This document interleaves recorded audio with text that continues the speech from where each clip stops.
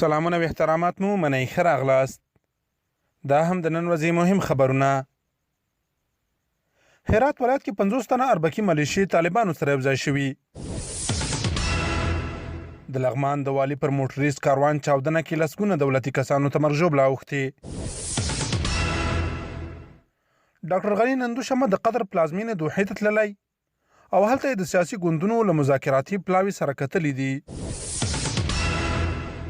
جوزجان او بادغیس ولایتونو کې 15 تنه عسکر او پولیس طالبانو سره یو ځای شوي. نړیوال بانک وایي له میلیارډونو ډالرو لګښت سربیره لا هم افغانستان کې 18,000 ښوونځي ودانۍ نه لري.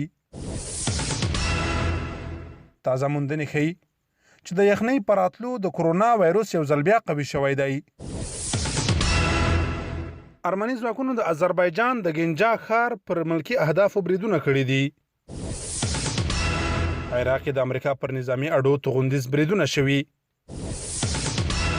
عراقي پارلمان وایي امریکا د هیواد کې د خپلو ځواکونو حضور ته جعلي پلمې لټوي. ترکیې په ناټو تور پورې کړی چې ځینې غړي د PKK ملاتړ کوي. د خبرونو پای.